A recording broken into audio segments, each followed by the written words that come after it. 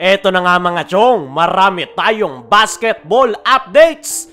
Justin Brownlee may inamin patungkol sa paglalaro sa Indonesia at Pilipinas. Barangay Ginebra, interesado kay Will Navarro. Ito ngang si Will Navarro mga chong ay naglalaro para sa Northport, Batangier.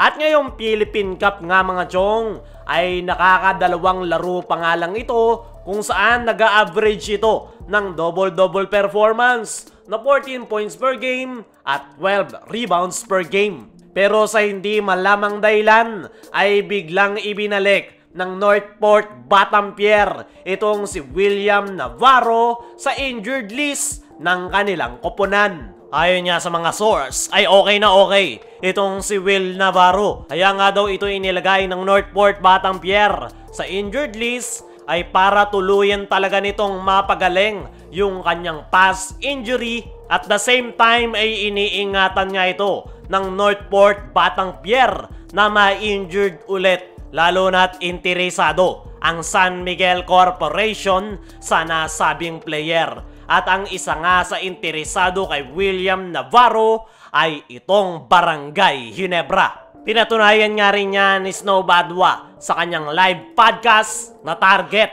ng Barangay Ginebra itong si Will Navarro. Pero yung Will Navarro, inaay daw ng Barangay Ginebra. Kasi wala akong shooter yung Ginebra talaga na deadly eh. Interesado nga itong si Coach Tim Cone kay Will Navarro dahil sa kanyang pagiging versatile player.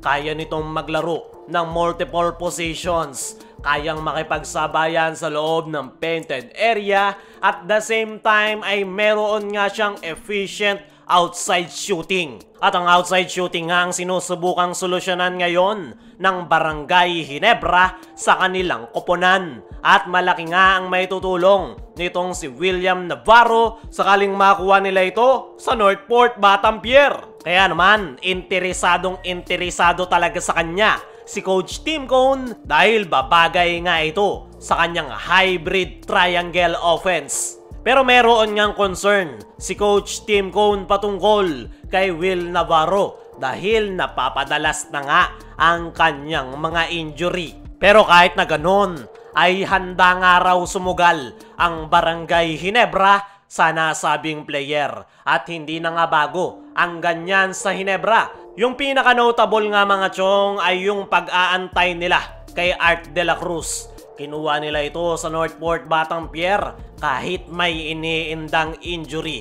Nag-antay ang Barangay Ginebra. Naging maganda ang panimula ni Art de la Cruz sa Ginebra kung saan nag-blend nga siya sa triangle offense. Pero hindi nga nagtagal dahil nagpabalik-balik ang kanyang injury. At yan nga yung dilema ngayon ni Coach Tim Cone. Ngayong target niyang makuha si William Navarro. At mukhang hindi nga nadadala ang Barangay Ginebra at handa pa rin silang sumugal dito kay Will Navarro. Para sa akin mga chong, sakaling makuha ng Barangay Ginebra itong si Will Navarro ay napakalaki ng magiging impact nito sa koponan ni Coach Tim Cone.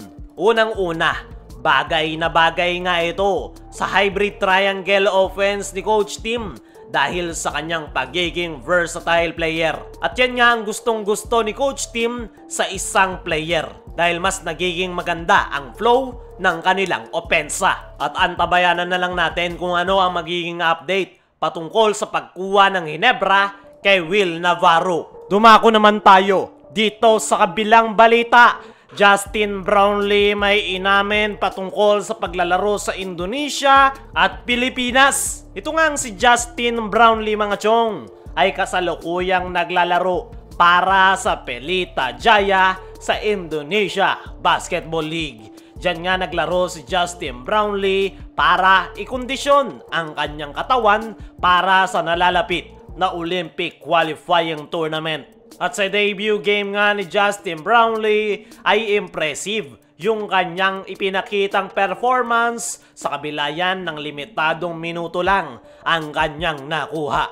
At natanong nga itong si Justin Brownlee kung ano ang kanyang masasabi at ginawang adjustment ay ang sagot ni Justin Brownlee ay halos parehas nga lang daw sa Pilipinas pagdating sa klima. Kaya hindi na nga daw niya kinailangan pang mag-adjust. Patungkol naman kung paano ang laro sa Indonesia ay kakaibang araw dahil 3 imports ang nagsasabay-sabay. At magandang competition nga daw yan para sa mga imports, lalong-lalo na nga daw para sa kanya para mailabas ang kanyang full potential. Tinanong nga si Justin Brownlee kung ano ang mas better na laruan, Indonesia o Pilipinas. At hindi nga yan diretsahang sinabi ni Justin Brownlee dahil every league nga daw sa iba't ibang bansa ay may kanya-kanyang magandang katangian. At yan nga daw ang kagandahan ng isang imports dahil marami ka nga daw may experience kung paano ang laro sa iba't ibang bansa at mas may improve pa ang kanilang laro. Natanong nga rin itong si Justin Brownlee kung meron itong long-term plan sa Indonesia. Ang sagot ni Brownlee ay gusto niya nga daw ang Indonesia. Pero mas priority niya nga daw sa ngayon ang Gilas Pilipinas at kanyang mother team na Barangay Ginebra. At kung magkakaroon daw ng availability si Justin Brownlee ay babalik daw siya para maglaro sa Indonesia. Ayun nga dyan mga chong, hindi diretsahang sinabi ni Justin Brownlee pero kitang-kita nga sa kanya na mas gustong-gusto niya talaga sa Pilipinas. Dahil dito nga nag-boom ang kanyang karir at napamahal na nga siya sa Barangay Ginebra at Filipino basketball fans.